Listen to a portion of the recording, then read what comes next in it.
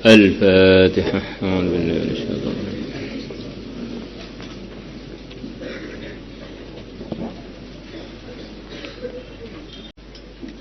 الفاتحة.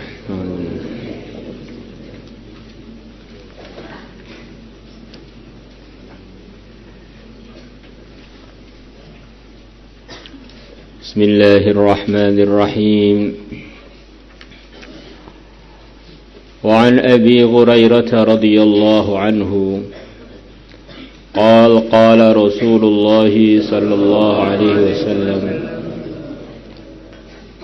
kullu sulama minan nas, setiap persendian dari manusia, alaihi, jadi kewajiban kullun nas, kullun minan nas, shadaqatun, sedekah.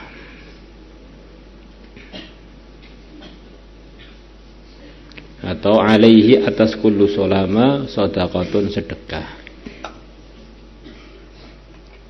Nabi bersabda bahwa manusia ini punya kewajiban yang perlu ditunaikan kepada persendiannya, yaitu setiap persendian supaya disodakoi.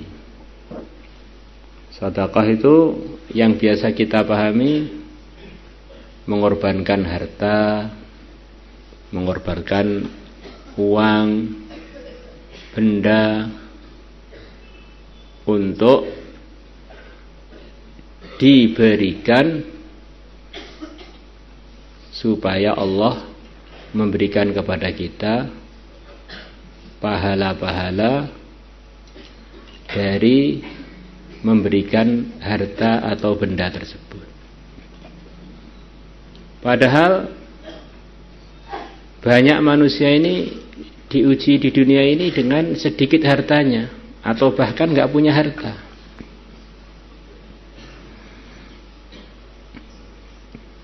Manusia ini diangkat sebagai mukallaf selepas balik berakal. Itu pengangkatannya bukan karena harta, tidak karena akalnya dan karena baliknya.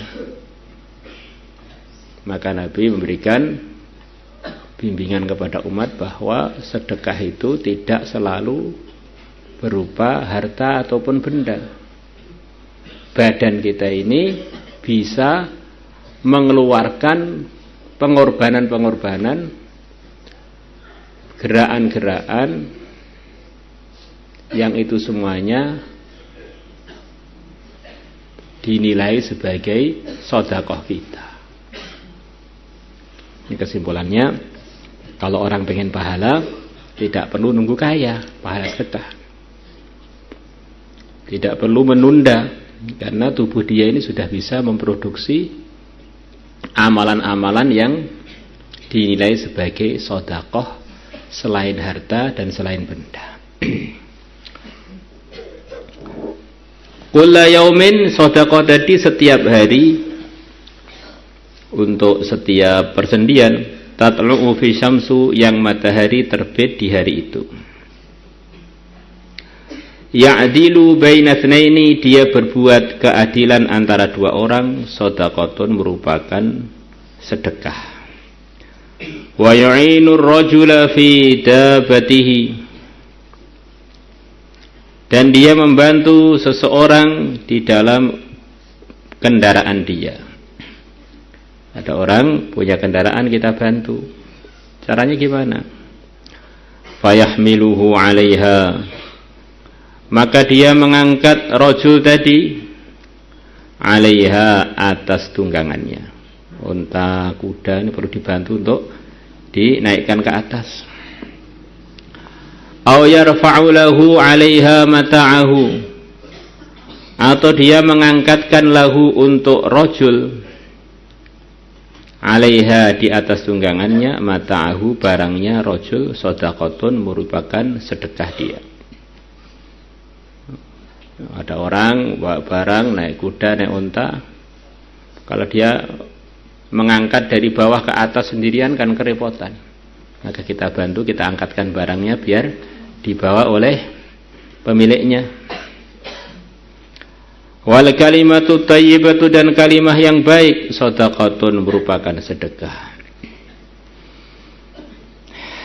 Maka kalau kalimah itu sedekah, jangan sampai mulut kita ini mengeluarkan kalimat-kalimat yang tidak ternilai sedekah, malah ternilai kerugian. Wa bi kulli khatwatin yamshiha ila sholati shadaqatun.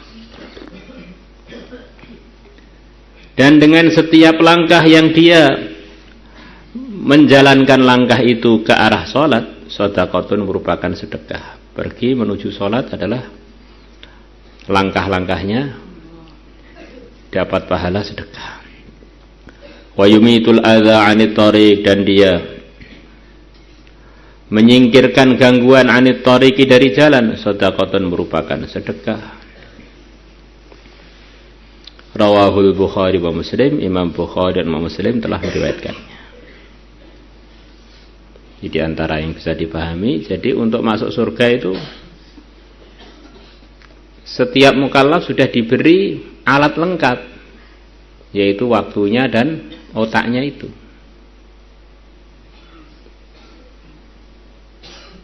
Dengan kerjasama dengan badannya, badan yang meliputi lidah, anggota tubuh, dan meliputi hati. Ini adalah produk untuk mendapatkan surga.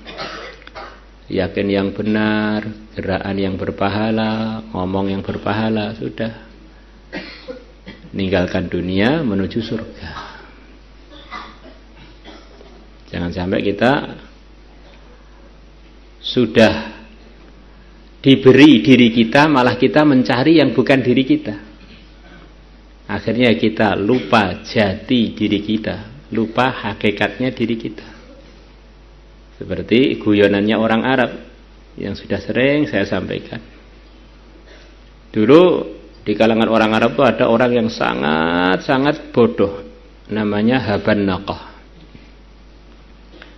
Yang mana saking bodohnya ini, dia selalu lupa kalau pulang ke rumah. Bahkan saking bodohnya, dia sendiri selalu lupa dengan namanya sendiri. Akhirnya keluarganya membuat kalung yang tulisannya Haban Naqah, supaya Haban Naqah tidak lupa pada dirinya dan dikalungkan kepada Haban Naqah. Maka kalau dia lupa namanya, dia lihat kalungnya, oh saya ini Haban Naqah. Saking masyhurnya kebodohannya, kalau dia lupa rumahnya, dia tanya pada orang-orang, rumahnya Haban Naqah itu mana toh? Saya lupa. Maka orang-orang menunjukkan pada dia, itu loh rumahnya Haban Naqah di sana. Maka suatu hari temannya usil, kalung dia itu diambil waktu dia tidur, kemudian dipakai oleh temannya. Maka Haban Naqah bangun tidur terkejut, loh kamu itu Haban Naqah, katanya. Lah saya siapa ya? Bilang ada temannya. Nah sekarang itu manusia begitu itu, diajak iman, diajak amal, malah dia tanya, saya masih sibuk dengan sawah. Padahal sawah kan bukan dia. Saya masih sibuk dengan pekerjaan saya, kantor saya, bahkan itu kan bukan dia. Di sekarang ini banyak Haban Naqah berkeliaran kemana-mana, tapi saking banyaknya teman madur lagi, karena semuanya Haban Naqah. Orang itu diajak surga, ke surga, bahannya ya sudah diri kita ini dan waktu kita cukup. Malah nyari yang lain-lain sampai lupa dirinya, lupa surganya. Bahwa untuk mereduksi amalan-amalan surga itu ya dengan badan kita masing-masing ini. Maka nanti si kaya, si miskin, si raja, si rakyat, pertanyaannya di akhirat sana sama. Sudah amal agama atau belum? Man rabbuka, man nabiyuka, ma dinuka, ma kitabuka. Ada tambahan dalam sebagian riwayat, man ikhwanuka, siapa saudara-saudara kamu itu siapa? Allah. Karena kekayaan, kemiskinan, jabatan atau enggak punya jabatan itu bukan kita, ini adalah ujian untuk kita. Jangan kita korbankan diri kita untuk selain kita. Nah kita ini mau menggunakan diri kita ini harus ada hitungannya. Ini ngerugikan saya apa tidak? Karena saya ini hanya satu. Kalau sawah banyak, toko banyak, barang-barang banyak. Kalau saya ini hanya satu. Kalau celaka nggak ada gantinya.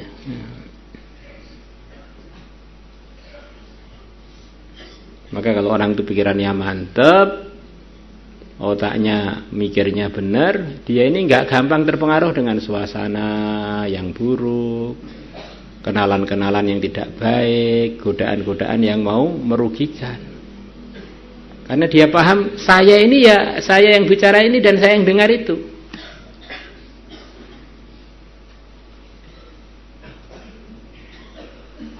Insyaallah semuanya niat insyaallah. Wa an Buraidah radhiyallahu anhu qala sami'tu, aku telah mendengar Rasulullah sallallahu alaihi wasallam yaqul, fil insani terdapat dalam dirinya manusia sittuna wa thalathmi'ati mafsilin, 360 persendian. Fa alaihi maka wajib atas dia ayyatasaddaqa untuk dia bersedekah an kulli mafsilin dari setiap persendian minha dari 360 sedekatan berupa sedekah fa'alihim.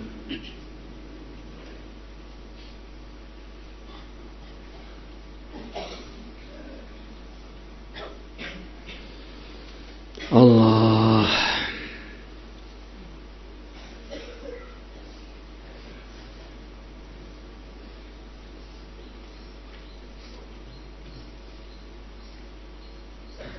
Sedekatan aja ya. Sedekatan halih rupa sedekah.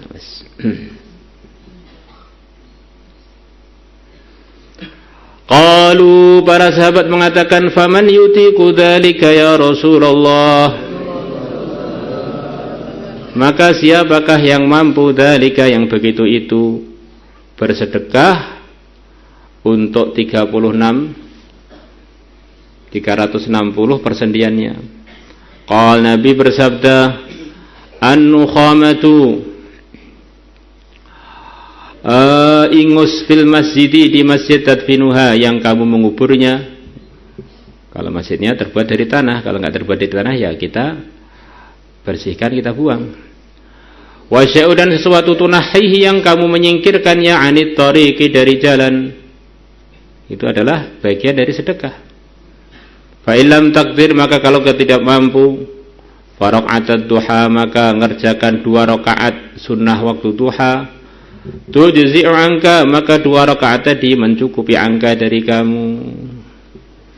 Jadi kalau orang salat 2 rakaat duha, dia tidak mampu untuk sedekah yang telah diarahkan tadi, itu akan mencukupi menunaikan haknya 360 persendian yang dia punya.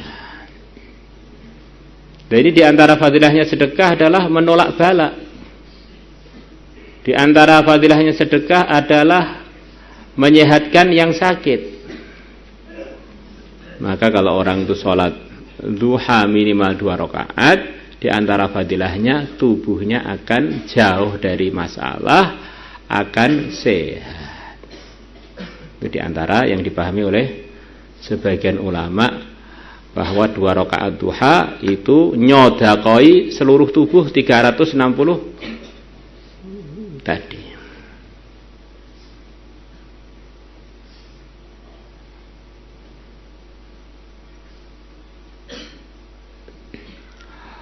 Rawahu Ahmad wa Abu Dawud wa Ibnu Huzaimah Hibban. وعن أبي هريرة قال قال رسول الله صلى الله عليه وسلم الإيمان بدع وستون, iman itu adalah 68 69, bid'un itu 3 sampai 9, atau bid'un wa sab'un, atau 78 syu'batan cabangannya. Ini bagaimana ini? Iman kok cabang-cabang. Wallahu alam. Jadi begini, sebetulnya iman itu kaitannya adalah dengan keyakinan. Iman itu adalah markasnya semua kebaikan, itu awalnya dari keyakinan yang letaknya di dalam hati. Maka kalau iman itu masuk dalam hati, dia akan menggerakkan anggota tubuh untuk buat macam-macam kebaikan. Maka kebaikan-kebaikan ini sebetulnya bukan bagian dari keyakinan, tetapi itu ada kaitannya dengan keyakinan.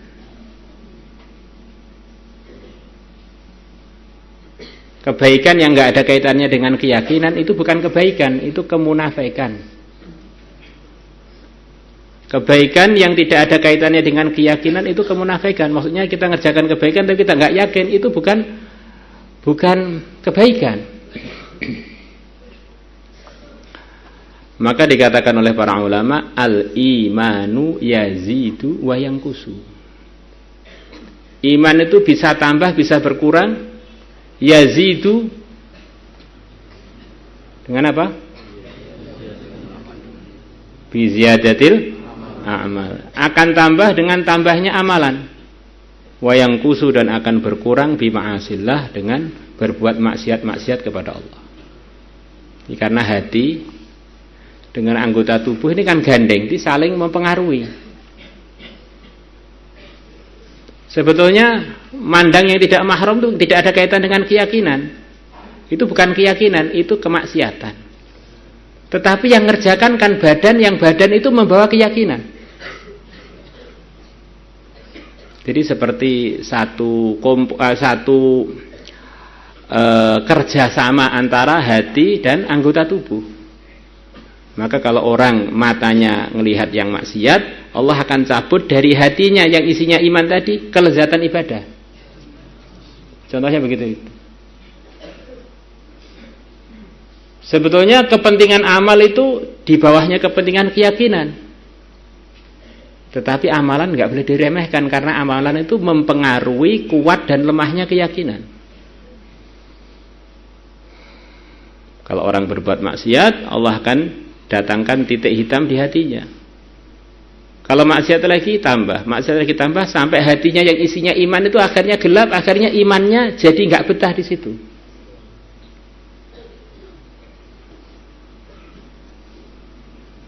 Maka harus dipentingkan dua-duanya. Tentu saja pertama kali iman, kemudian amal jangan sampai ada kendornya atau apalagi maksiatnya, karena itu akan bisa menggelapkan hati. Akhirnya hati yang ada imannya menjadi gelap, akhirnya iman yang di dalam hati menjadi nggak terawat, akhirnya naudzubillah bisa minggat.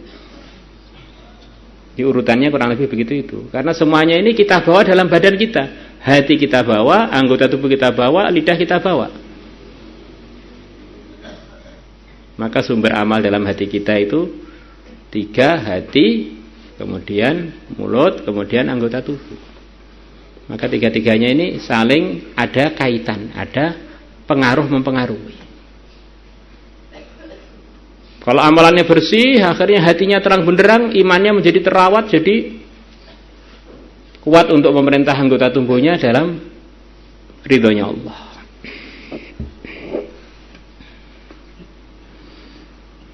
A'laha, paling tingginya cabang tadi, qaulu la ilaha illallah, adalah perkataan la ilaha illallah. Jadi di sini la ilaha illallah disebutkan sebagai cabang iman. Gimana itu? Ya, maksudnya cabang yang asas, cabang yang jadi pusatnya seluruh cabang. Jadi di sini la ilaha illallah dijadikan sebagai syu'bah. Wa adnaha, dan paling rendahnya cabangan iman, imatatul adza 'anit thariq, adalah menyingkirkan gangguan 'anit thariqi, dari jalan. Karena kata sebagian ulama, kalau orang itu mau merenung, ini sebetulnya iman itu adalah keyakinan, kemudian amal adalah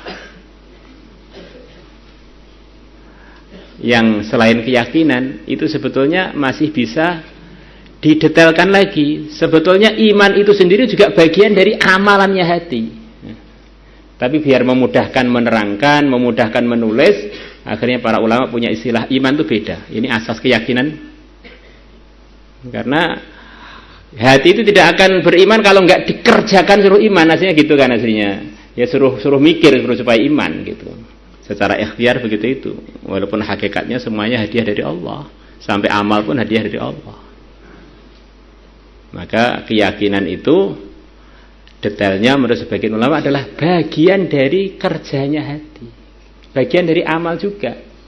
Tapi untuk menerangkan biasanya dibedakan keyakinan, rukun iman, kemudian baru amal. Untuk membedakan karena keyakinan rukun iman 6 itu terutama. Itu bagiannya kalau orang nggak sempurna itu memang Islamnya belum sah.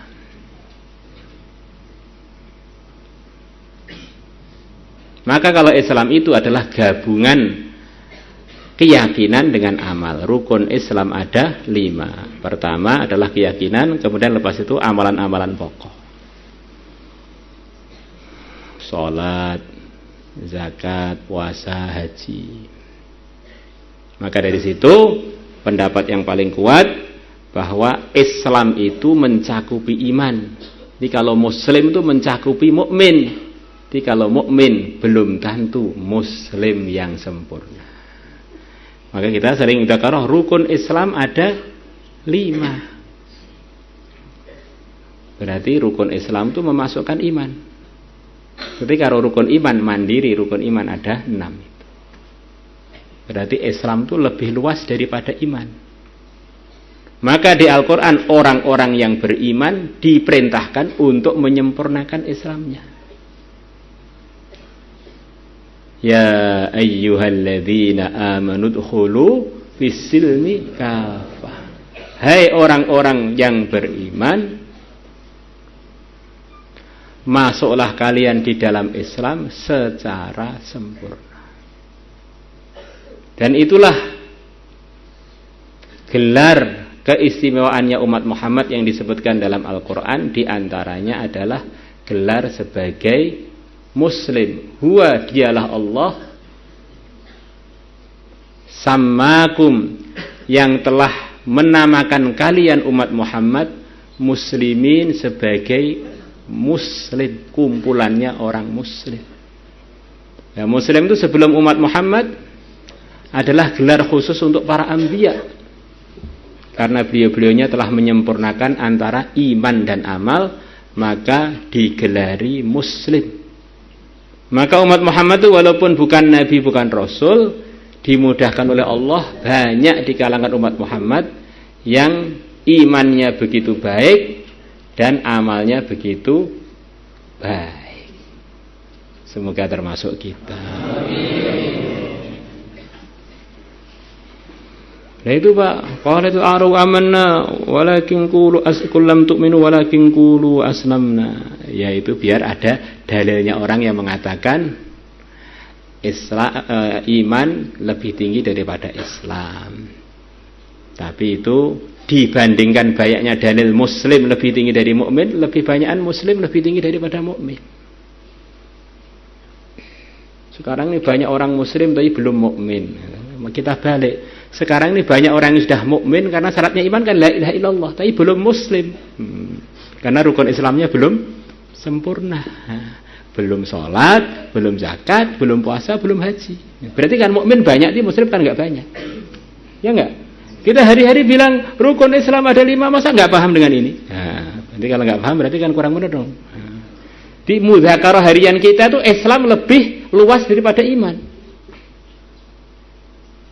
Islam itu mencakupi iman. Jadi kalau iman itu mandiri dengan rukun iman. Maka orang mukmin harus jadi muslim.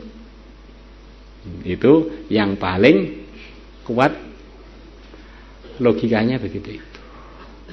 Maulaya shalli